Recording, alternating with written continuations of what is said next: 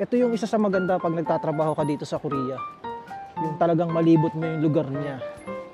Parang yung mga tao pag nakikita to, wow, napapawaw sila eh. Marami ditong palawit. Hey, pat na yan, ano yan, mga kainan. Kumbaga, ginawa din nilang makaluma yung kainan nila. Masarap sana mag-try ng mga street foods nila. Oh. Kaso hahaba ng pila. Yung Jeonju Bibimbap. So expected ko ito lang eh. Tapos konting side dish lang. Pero grabe yung side dish eh. First time ko palang ito matitikman. Tikman natin. Ay gagi! Tiyan, nalaglag yung Insta360 ko. Mas nagasgasan.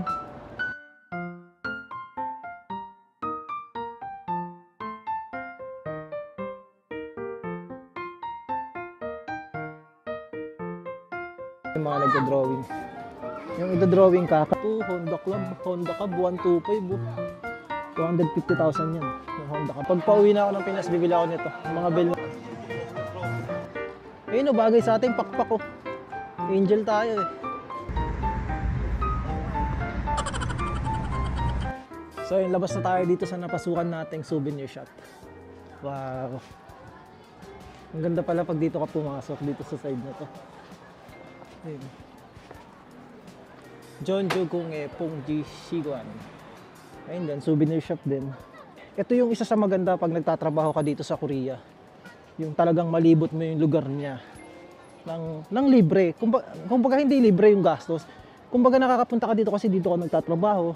Gala ka, di ba? So yung gastos mo ay hindi ganun kalaki.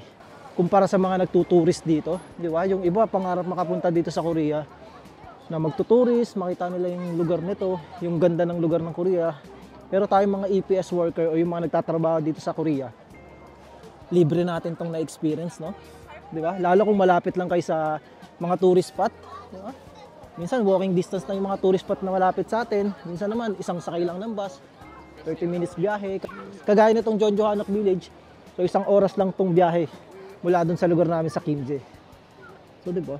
Ang sarap lang kasi na-experience natin yung ganito. Wow, mas gumaganda nga tong lugar na to pag gabi. Kasi mas makikita mo yung mga ilaw. Di ba? Maganda, maganda. Lakad-lakad lang muna tayo dito. Sunggong, bansang. Picture. Uy, ano yun? Kasalang bayan. Meron din pala dito yung mga nagda-drawing. Yung ito-drawing ka, caricature. Ito, photo studio. Lamig, ang lamig. Ang laki pala eh. Pero nung pinalipad ko yung drone, parang ang liit niya, tapos para siyang walang tao. Pero once na naglalakad ka na dito, nandito ka sa loob ng Jeonju Village, maraming tao. Yun, makita nyo naman. Sikat na sikat tong ano yung caricature. Mga nagpapadrawing. Mura lang pala, manon lang pala eh. 10,000 won. 400. Siguro pag isang tao, 400. Pag isang frame lang, isang tao. May mga arcade game dun.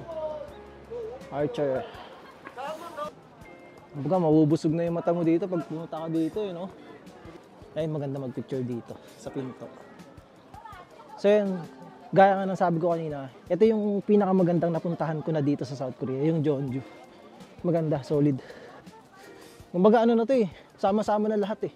May Hanok Village na, may mga street foods, may mga, yun, yung Geksa kanina, yung mga pwede kang pagmilan. Kumbaga one stop, ano na siya. Pag pumunta ka dito, one stop shop na siya.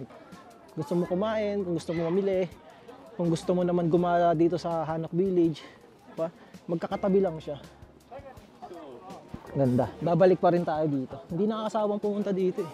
Kasi, kumbaga, marami kang pwedeng gawin. Hindi lang siya maliit na ano, maliit na lugar. Malaki siya, malaki. Grabe tong motor na to. Honda Cab 125 250,000 yan. Yung Honda Cab na yan. Tumingin na ako ng presyo niyan eh. Kasi gusto ko nga magka-motor dito. Gusto ko yung 110cc lang yan, ng Honda Cab. Kaso mahal pa din eh. Nung first time kong pumunta dito, parang ano ka talaga, ma-amaze, wow. Ma-amaze ka pag nakakakita ka ng mga Koreans, mga ganun, wow. Pero pag nandito ka na matagal, wala na, sanay na yung mata mo. Hindi ka na na-amaze. Ma-amaze ka na lang sa ganda ng lugar. Ganun. Pero sa mga tao, wala na, normal na. Siyempre, yung mga katrabaho natin, Koreans, mga artista na lang. Hindi pa ako nakakita ng mga artista dito eh. Pero siguro ganun lang din yung itsura, kagaya nila. Wala pa, hindi pa ako nakaka-experience na makakita ng artista. Ayun pa lang ang hindi ko na-experience dito sa Korea. Yung mga spot na yan, ano yan, mga kainan. Kumbaga, ginawa din nilang makaluma yung kainan nila. Makaluma style. So yun, pasok tayo dito. Souvenir shop din siya. Banji. Uy, may mga... Ayun no, pwede na to pang propose, no? Gusto ni Jopet ng gantong singsing. Ano lang, 5.9. Nasa 200 pesos lang. Uy. Uy, ito maganda. Pag pauwi na ako ng Pinas, bibili ako nito. Yung mga bell na ganito. Marami ditong palawit. Hey, no? Geng, geng. Yung walang tigil. Ito maganda talaga. So, tsaka na, pag pauwi na tayo ng Pinas, nagustuhan ko yung bell na makaluma. Pero tsaka na. So, yung spot na to, itong gitna, ito yung kanina sa drone. Yung may logo ng logo ng Seoul. Yung logo ng Korea. Ayan. Kanina ito yung pinaangat ko. Diyan yun. So yun, pupuntahan natin yung gate. Yung pong ng gate ba yan? Shashatan ko lang siya ng drone. Kasi maganda yung spot na yun eh. Masarap sana mag-try ng mga street foods nila oh. Kaso nga haba ng pila.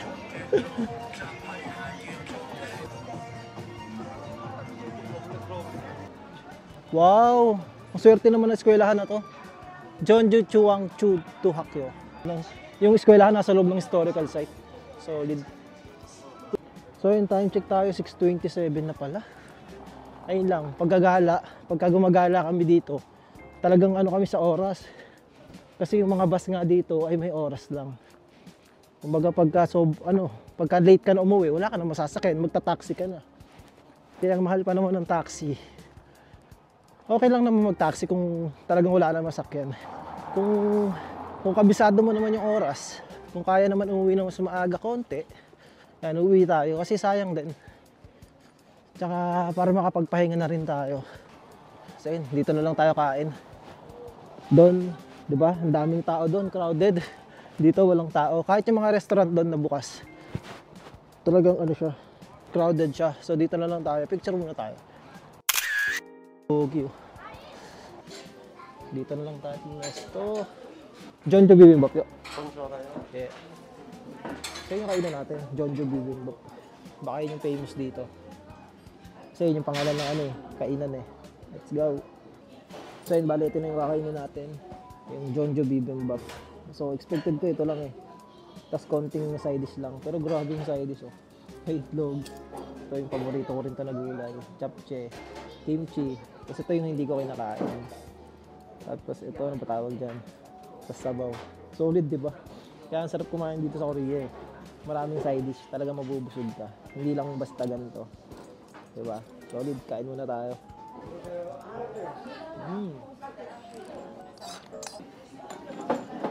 Side dish pa lang dito, mabubusog ka na eh. Mga japchae. Ito yung pansit nila dito.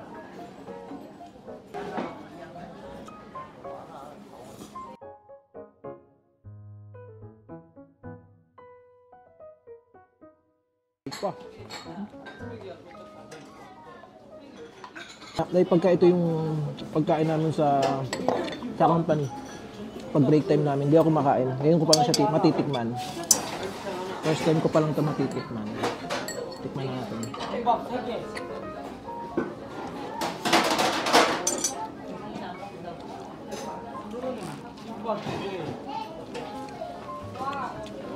Para lang pala siyang gelatin na walang lasa. Ganun lang yung lasa niya. Wala. Parang lasang lupa. Isa pa. Parang gelatin na may toyo. Yung lasa nila. So, ngayon ko lang natikman. Sige. Yeah. Yan magandang sinuda. Okay. So yun, all goods na tayo, nakakain na tayo. Mabilisang kain lang talaga. So, ayun talaga yung masarap sa Korea, yung pagkain, grabe. Alam mo yung parang pagkatapos mo kumain, malakas ka na ulit. Kasi yung mga gulay nila talagang parang all stock ba yung kung ano yung lasa ng gulay, ganun lang. Ayun yung masarap sa kanila eh. Bago tayo umuwi, pasok muna tayo dito. Cacao Friends. Yun. Cheese. Let's go. Kung ano yung makikita natin dito. Cacao Friends. Parang yung mga tao pag nakikita to, wow, napapawaw sila eh. Wow. Ito yung sa Kakao Talk, di ba? Yung ano nila. Yung pinaka-anime nila doon. 14,000. Yan, ayun ang makikita nyo. Pumunta kayo dito. Ito lang pala siya na store. Tapos mga bilihan ng souvenir. Picture muna tayo kay Kakao.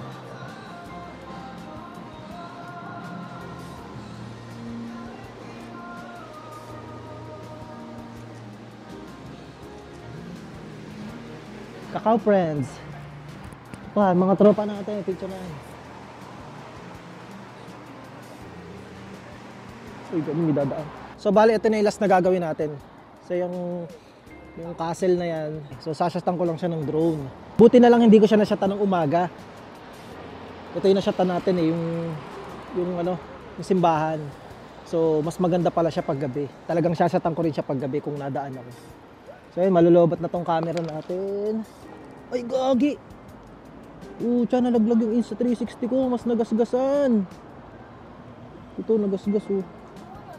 So yun, bali, ito na yung drone natin. At yun yung palasyo. So, kunan lang natin ang video. Let's go!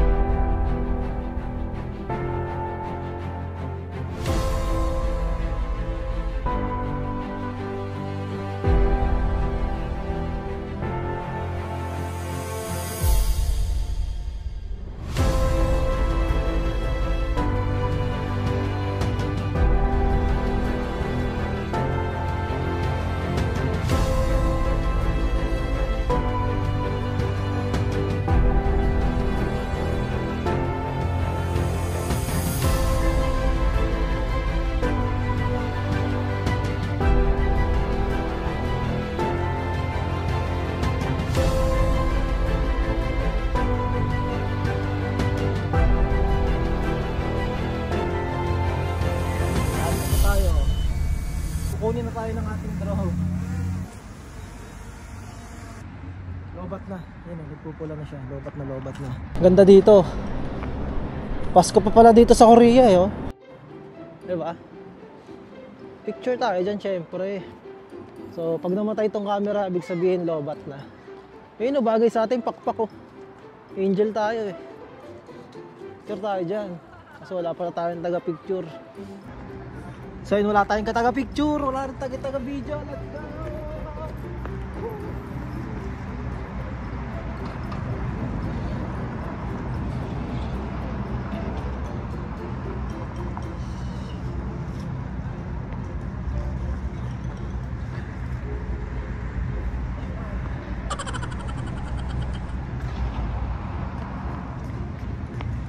Bye-bye!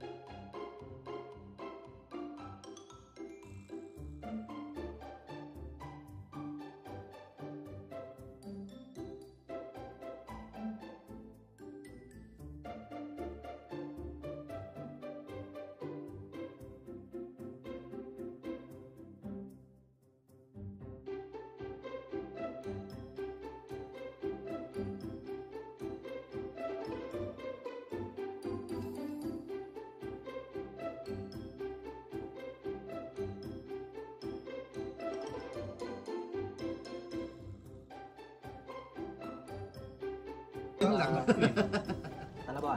Tuboy oh. Yun oh. Hindi masama eh. Ikaw, matsunan-tsunan lang ito ha. Oh, wala na pulutan. Okay, Jay oh. Laman. Hindi laman boy.